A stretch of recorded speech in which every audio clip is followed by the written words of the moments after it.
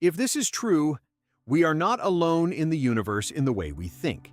There is a quiet assumption that has followed humanity for as long as we have looked at the stars, an assumption so deeply rooted that we rarely question it. When we ask if we are alone in the universe, we imagine something very specific: a civilization, a signal, a reflection of ourselves, looking back across the vast darkness. But what if that assumption is the very thing preventing us from seeing what is already there? Look around you for a moment. Every sensation you experience, every color, every sound, every movement is filtered through a narrow window of perception shaped by evolution, not to reveal truth, but to ensure survival. We do not see reality as it is. We see only what we are capable of detecting. And yet, we have built our entire search for life on this limited perspective. We scan distant planets for familiar chemistry. We listen for structured signals in the cosmic noise. We search for patterns that resemble intelligence as we understand it. But what if life does not need to resemble us at all? What if it does not need to be made of cells, or matter, or even exist within the boundaries we call space and time? The universe is older than our imagination can comfortably hold. It has had billions of years to experiment with forms of existence we have never conceived. Forms that may not breathe, may not think, may not even be visible in any way we recognize. And here is the unsettling possibility. We may not be alone, not because something is coming toward us from the stars, but because something may have always been here, existing in a way we were never designed to perceive. If this is true, then the question is no longer whether life exists beyond Earth. The question becomes far more profound. What kind of universe have we been living in all along without ever truly seeing it? The day we defined life too narrowly. There was a moment in human history when we made a decision that seemed logical, even necessary. We defined life. We drew boundaries around it. We said that life must grow, reproduce, consume energy, respond to stimuli. We built a framework that allowed us to study it, categorize it, and understand it. But in doing so, we may have done something far more limiting than we realized. We turned life into a checklist, and anything that did not fit that checklist was quietly excluded from consideration. Think about what this means. Our entire search for life in the universe is not truly a search for the unknown. It is a search for the familiar. We are not asking what could life be. We are asking, where is something like us? And that distinction changes everything. Because the universe does not evolve according to human definitions. It does not follow our categories or respect our expectations. It creates, adapts, and transforms in ways that may not resemble biology at all. What we call life may be just one expression among countless others, shaped by the specific conditions of our planet. Imagine trying to detect something that does not rely on carbon, does not require water, does not occupy space in the way we understand it. How would we recognize it? What instruments would we use? What signals would we even look for? The truth is, we would not know where to begin. And so, we continue searching the cosmos with tools designed to find reflections of ourselves, while potentially overlooking entirely different forms of existence that do not fit within our narrow definition. The day we defined life, we believed we were taking a step toward understanding the universe. But what if, in that moment, we also made it invisible to ourselves? The illusion of emptiness in a living universe. When you look up at the night sky, what do you see? Points of light scattered across an ocean of darkness, vast distances, endless silence. It feels empty. It feels still. It feels like nothing is happening out there. But that feeling is an illusion. What we call empty space is not truly empty. It is a dynamic, restless fabric filled with activity beyond anything our senses can grasp. Between the stars, there are fields fluctuating, particles appearing and disappearing, forces interacting in ways that never pause. Even in the deepest void, something is always unfolding. And yet, to us, it looks like nothing. This is where the danger lies. We confuse what we cannot perceive with what does not exist. We assume that emptiness means absence, when in reality, it may simply mean invisibility. Consider this for a moment. There was a time when entire layers of reality were completely unknown to us. Radiation existed long before we discovered it. Microorganisms thrived long before we learned to see them. Entire dimensions of the natural world remained hidden, not because they were rare, but because we lacked the ability to detect them. Now extend that idea outward, into the cosmos. What if space is not empty, but filled with processes or structures that do not interact with light in ways we can observe? What if there are patterns unfolding in the universe that do not produce signals we recognize as meaningful? What if existence itself is happening on levels that our instruments, no matter how advanced, are not yet designed to perceive? The universe may not be silent or empty at all. It may be overflowing with forms of activity that our minds interpret as nothing simply because they do not fit within the narrow bandwidth of our perception. And if that is true, then the question begins to shift again. We are no longer asking, where is everything? We are asking, what are we failing to see in a universe that has never been empty to begin with? The silence that might not be silence. There is a silence that has unsettled humanity for generations. A silence so vast that it echoes through every telescope, every signal we send, every attempt to listen. We have searched the skies, scanning for patterns, for messages, for anything that resembles a voice reaching back. And what we find is quiet. But what if this silence is not what it seems? We assume that communication must follow rules we understand. Structured signals, recognizable patterns, intentional messages, something that can be decoded, translated, and understood. But this assumption carries a hidden limitation. It binds the concept of communication to human logic. And the universe does not think like us. Imagine trying to explain music to someone who has never experienced sound. The vibrations are there, the structure is there, the meaning is there, but without the ability to perceive it, it remains nothing more than an invisible disturbance. Not because it lacks meaning, but because the receiver lacks the capacity to interpret it. Now consider the possibility that the universe is not silent, but speaking in a language we do not yet comprehend. Not through radio waves arranged in simple sequences, but through patterns of energy, fluctuations, interactions across scales that we have not learned to read. Signals that do not repeat in predictable ways. Expressions that are not meant to be decoded in the way we expect. This is where the silence becomes something else entirely. It becomes a boundary, not of distance, but of understanding. And suddenly, the absence of answers begins to look less like emptiness and more like a mismatch between what is being expressed and what we are capable of recognizing. If something were communicating in a form completely foreign to us, would we even realize it was happening? Or would we dismiss it as noise, randomness, background activity? The universe may not be quiet. It may be filled with signals we have been hearing all along without ever realizing they were meant to be understood. The universe beyond human senses. There is a boundary you carry with you at all times, and you rarely notice it. It does not surround your body, but your perception, a silent limit that defines everything you believe to be real. You see a narrow band of light and call it the visible spectrum. You hear a limited range of vibrations and call it sound. You feel textures, temperatures, movements, and from these fragments, your mind constructs a complete picture of reality. But it is not complete. It is a translation, a simplified version of something far more vast. Beyond what you can see, there are wavelengths stretching infinitely in both directions. Beyond what you can hear, there are frequencies constantly passing through you, unnoticed. The universe is not limited to what you experience. It extends far beyond it in ways that remain invisible, silent, and untouchable to your senses. And yet, we trust these senses as if they define existence itself. This is where the question becomes unavoidable. If our perception captures only a fraction of reality, then what exists in the vast remainder we cannot access? Not theoretically, not abstractly, but right now, all around you.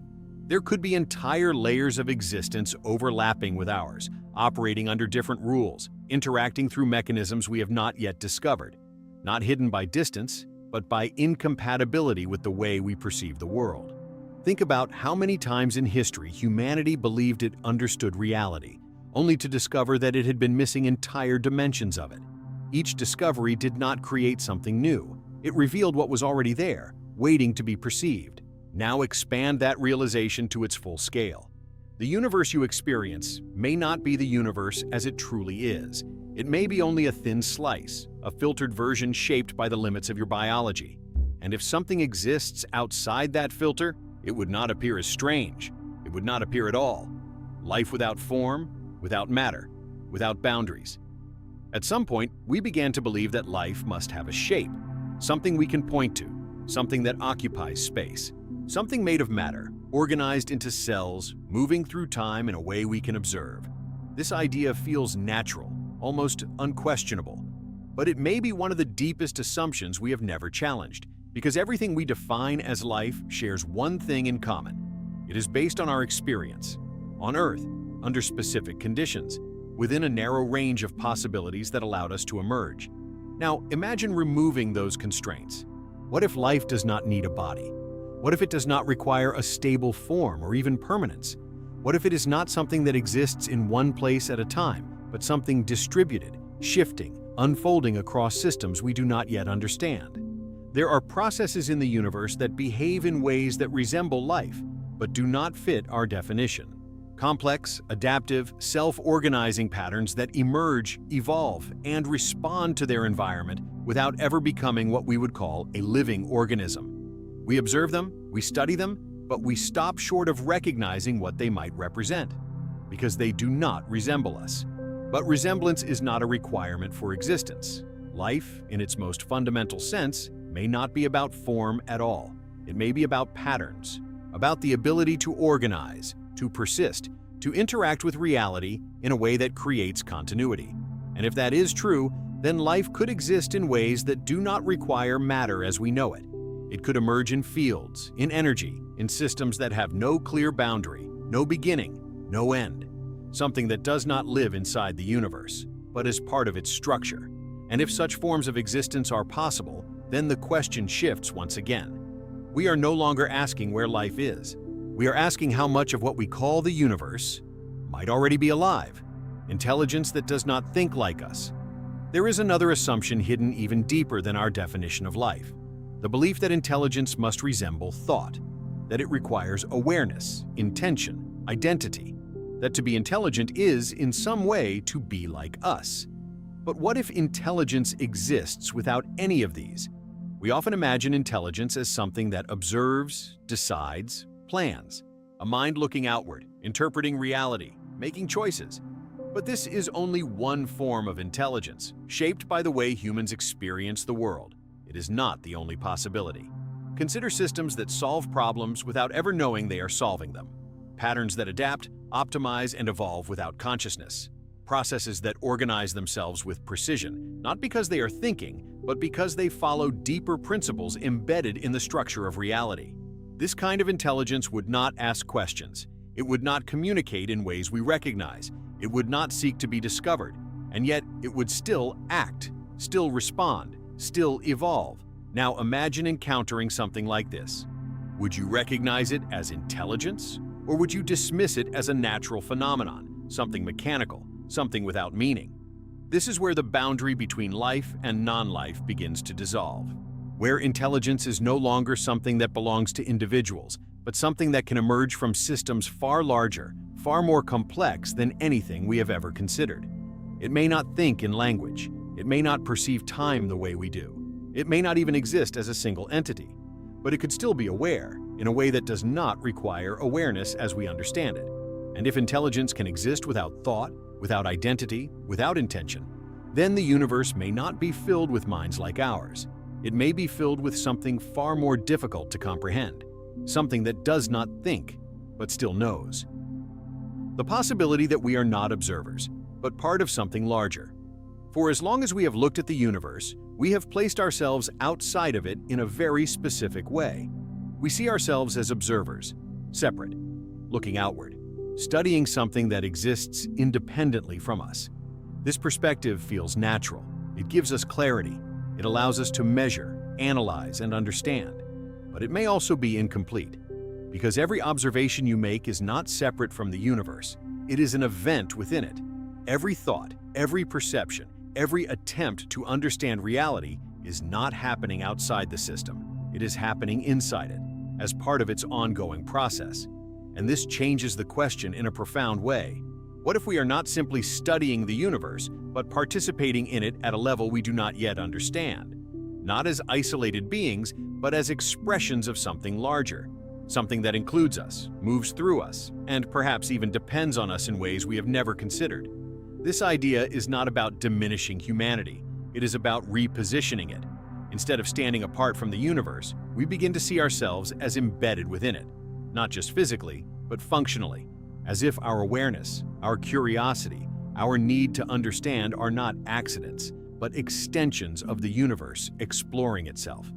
If that is true, then intelligence is not something that exists only in individuals. It may be something that flows through systems, connecting parts into a greater whole. And suddenly, the search for life changes direction. We are no longer looking outward for something separate from us. We are beginning to ask whether we are already inside something that is far more complex, far more interconnected than we have ever imagined. Not observers, but participants. Why we keep looking in the wrong direction. There is a pattern in the way humanity searches for answers. We build instruments, define parameters, and aim them toward the unknown, convinced that if something exists, we will eventually detect it. But detection depends on expectation. We design our tools to find what we believe is there. We tune our antennas to specific frequencies. We scan for chemical signatures that resemble our own biology. We analyze data through frameworks shaped by everything we already understand. And without realizing it, we create a filter. Not just a technical one, but a conceptual one. Because every method we use carries an assumption about what we are looking for. And if that assumption is incomplete, then everything outside it becomes invisible. Not because it is hidden, but because it is ignored. This is where the search begins to loop back on itself. We look for signals that match our idea of communication. We search for environments that mirror Earth. We expect intelligence to leave traces that resemble intention. And when we find none, we conclude that there is nothing there. But what if the problem is not the absence of evidence? What if it is the structure of the question itself? If life does not communicate the way we expect, if intelligence does not leave recognizable patterns, if existence itself can take forms beyond our current models, then our entire search may be pointed in the wrong direction. Not because we lack technology, but because we lack the right perspective. And this is the turning point. Because once you realize that the framework is flawed, you begin to see that the universe may not be hiding anything from us. We may simply be asking it to answer in a language it was never designed to speak. The unsettling idea that we may already be surrounded. There is a moment when curiosity becomes something else. When the question is no longer distant, no longer about stars and galaxies far away, but about the space you occupy right now, the air around you, the silence in the room, the invisible layers of reality you move through without noticing. Because if everything we have explored so far is true, then distance may not be the barrier we once believed. Difference may be. We tend to imagine that if something exists beyond us, it must be far away, light years across the universe, hidden behind the vastness of space. But what if the separation is not measured in distance, but in perception? What if something can exist in the same place, at the same time, and still remain completely undetected? Not because it is trying to hide, but because it does not interact with reality in a way we are capable of sensing. This is where the idea becomes unsettling, because it suggests that the unknown is not waiting to be discovered somewhere else. It may already be here, coexisting with us, not in conflict, not in contact, but in parallel. Entire forms of existence that do not collide with ours, do not communicate with ours, do not even register within our awareness. Not because they are rare, but because they operate under different rules. And if that is the case, then the silence we perceive is not empty. It is layered, filled with presence we cannot distinguish, with activity we cannot interpret, with existence that unfolds without ever crossing into our field of perception. This is not a question of belief. It is a question of possibility. And once that possibility takes hold, something changes. The universe no longer feels distant. It feels close, uncomfortably close. When the universe stops being empty and starts looking back. There is a point where a question stops being a question and becomes a shift in perception. Up until now, the universe may have felt like a vast stage, silent and indifferent, stretching endlessly in all directions. A place where we exist as observers, searching for signs that we are not alone. But if everything we have explored begins to align, then that image no longer holds. Because the universe does not appear empty anymore. It appears unfamiliar. What once seemed like absence begins to resemble complexity. What once felt silent begins to suggest depth. and what once appeared distant begins to feel connected in ways that are difficult to describe but impossible to ignore. This is where the transformation happens. You begin to realize that the universe may not be something you are looking at. It may be something you are inside of, participating in, influencing, and being influenced by at the same time. Not as an isolated observer, but as part of a system so vast that it does not separate what is alive from what is not, what is aware from what is not. A system where boundaries blur, where existence is not divided into categories, but flows as a continuous process. And in that realization, something profound emerges. The idea that the universe may not simply exist, it may respond, not in a way that resembles human awareness, not in a way that can be easily measured or proven, but in a way that suggests connection, interaction, and presence on a scale far beyond individual understanding. This is not a conclusion, it is an opening. Because once you begin to see the universe not as empty space, but as a dynamic, interconnected whole, the question changes one last time. You are no longer asking if we are alone. You are asking what it truly means to exist in a universe that may have been full all along. And once that question takes root, there is no returning to the way you saw the cosmos before.